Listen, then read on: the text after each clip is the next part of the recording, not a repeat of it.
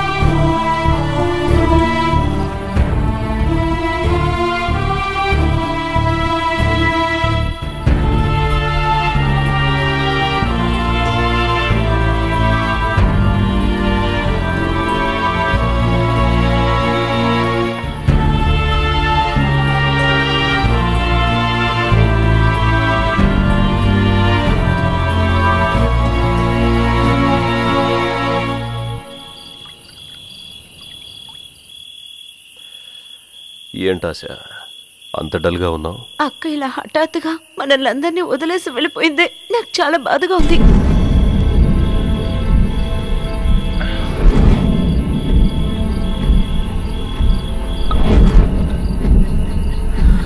ఏం చేద్దాం, దానికి అంతే రాసి పెట్టుంది.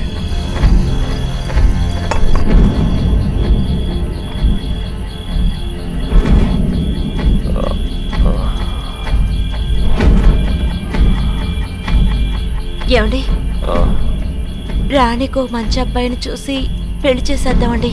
దాని పెళ్లికి ఇప్పుడేం తొందర వచ్చింది? తొందరేం కాదండి, వయసులో ఉన్న ఆడపిల్ల ఇంట్లో ఉండడం అంత మంచిది కాదు అంటారు. అది కాకుండా ఏంటి అది కాకుండా? అదే ఇంట్లో పెళ్ళేడొచ్చిన అమ్మాయి ఉండగా మనం పెళ్లి చేసుకుంటే ఊర్లో ఉన్న వాళ్ళందరూ మనల్ని ఆడిపోసుకుంటారు. మీకు ఒక అవమానం అంటే అది నాకు కలిపే. అందుకే ఒక మంచి అబ్బాయిని చూసి తనకిచ్చి పెళ్లి చేస్తే మనం ఇక సంతోషంగా ఉండొచ్చు. ఎవరికి భయపడక్కర్లేదు. అక్క ఆత్మ కూడా మన కూతురు సంతోషంగా ఉంది కదా అని శాంతిస్తుంది. మీరేమంటారు? అవును, నువ్వు చెప్పేది కూడా కరెక్టే. వెంటనే దాని పెళ్లికి ఏర్పాట్లు చేస్తాను.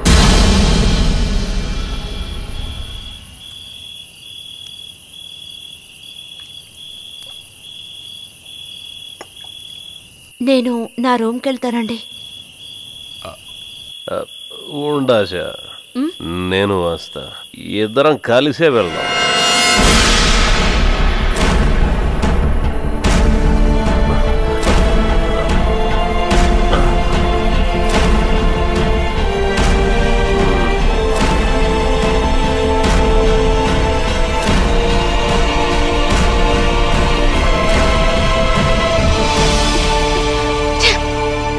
అన్యాయంగా ఆశ ఆంటీ మీద నిందలు వేయకు రాణి.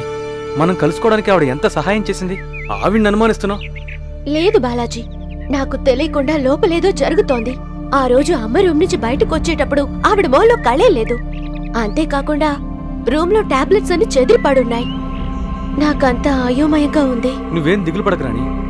ఈ విషయం గురించి మీ డాడీతో మాట్లాడు. ఏంటి మాట్లాడేది? ఆయన్ని తన గుప్పెట్లో పెట్టుకుంది. రవితో మాట్లాడినట్టు సెల్లో ఉంది.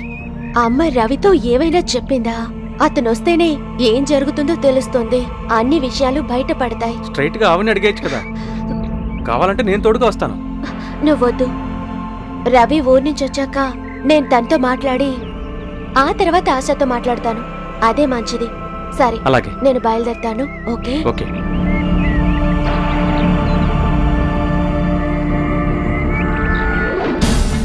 ఎక్కడికి వెళ్ళుంటారు అమ్మాయి గారు? ఎంతసేపు అయినా రాలేదు.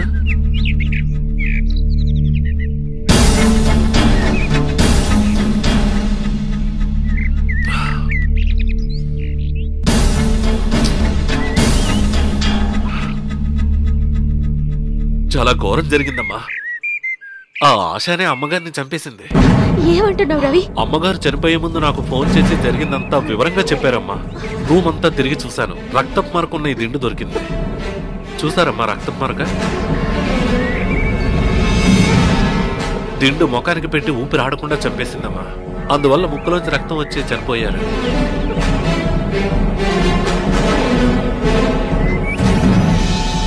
పని మనిషిని పని మనిషిలాగే చూసుకోవాలని నా ఫ్రెండ్ చెప్పేది. కుక్కని తీసుకొచ్చి సింహాసనం మీద కూర్చోబెట్టాను. నీకు అసలు మనసాక్షి అనేదే లేదా? సిగ్గులేని జన్మ. నీ మొహం నాకు చూపించుకో. పోయే బయటికి. నువ్వెవరితో నన్ను బయటకు వెళ్ళమనడానికి? పోనీలే బాబు అని చూస్తే ఎక్కువగా మాట్లాడుతున్నావు. నా మొగుడిని ఒళ్ళో వేసుకునేదే కాకుండా నన్నే ఎదిరించి మాట్లాడుతున్నావా? అవును, నీ మొగుడు పాలు తాగి పసివాడు.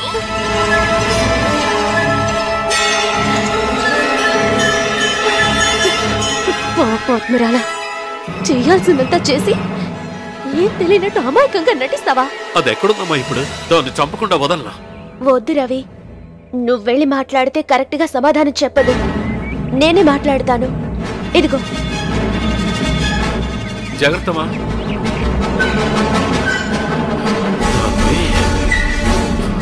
ఊరికే వదలకూడదు. ఆశా, ఏంటి రాణి, మర్యాద లేకుండా పేరు పెట్టి పిలుస్తున్నావు? నోరు ముయ్యవే. నీకిచ్చేదేంటి మర్యాద? మా అమ్మని చంపడమే కాకుండా మా కుటుంబాన్ని నాశనం చేసేవే. ఎందుకే మా అమ్మని చంపావు? ఆమె నీకేం ద్రోహం చేసిందే? మర్యాదగా చేసిన తప్పు నొప్పుకుని నువ్వే పోలీసుల దగ్గర లొంగిపో, లేదంటే నీ ఎంత చూస్తాను. రాణి, నువ్వేమంటున్నావు? మీ అమ్మని నేను చంపానా? నటించింది చాలేవే. నువ్వే మా అమ్మని చంపవనడానికి ఎవిడెన్స్ ఉంది. తలగడిపైనున్న రక్త మరకలు నువ్వు అమ్మ మాట్లాడుకునేవి ఫోన్లో రికార్డ్ అయి ఉన్నాయి. నిన్ను ఇలా అడిగితే ఒప్పుకోవే. ఉండు, పోలీసులకి ఫోన్ చేస్తేనే నీకు బుద్ధి వస్తుంది.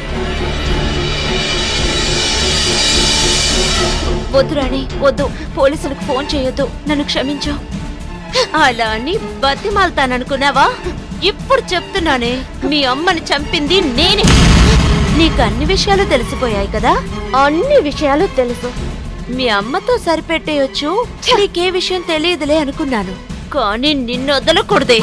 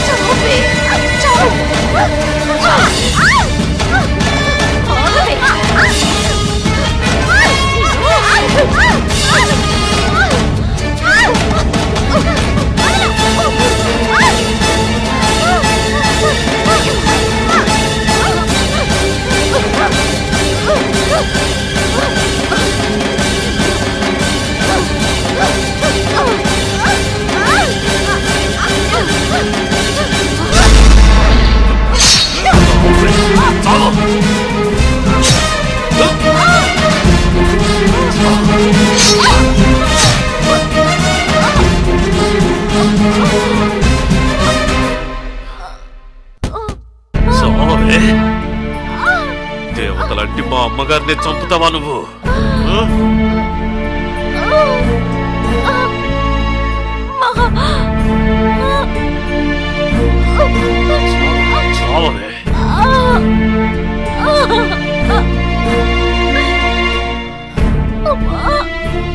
ఎంత పని చేసావు రవి. అమ్మా మీరేం దిగులు పడకండమ్మా, అది మిమ్మల్ని చంపడానికి ప్రయత్నించింది, అందుకే చంపేశాను.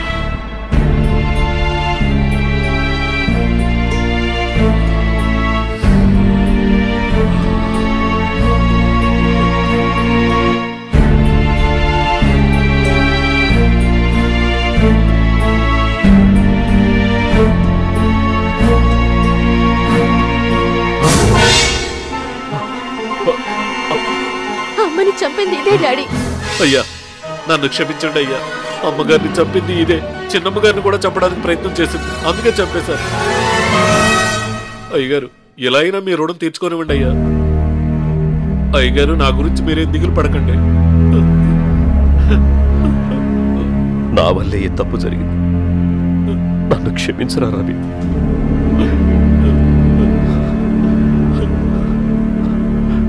రాణి నన్ను క్షమిస్తావు కదమ్మా?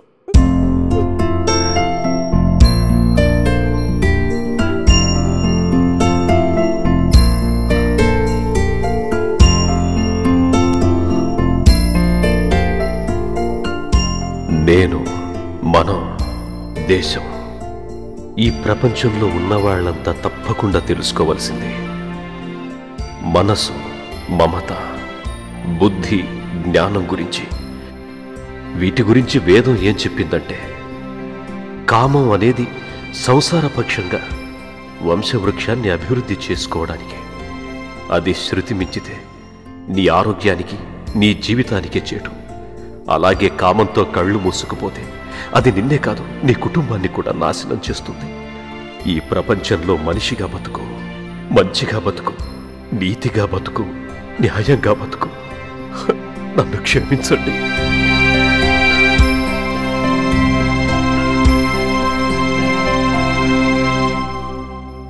భావించి నీకో విషయం చెప్పనా? ఆయన నా పక్కన పడుకుని చాలా నెలలు గడిచాయి. ఆయన్ని చూస్తే జాలేస్తోంది. బాధపడకండి, మీరు కరెక్ట్ టైంకి మందులు వేసుకుంటూ ఉండండి. కొన్ని ఎక్సర్సైజులు నేర్పిస్తాను, ఫాలో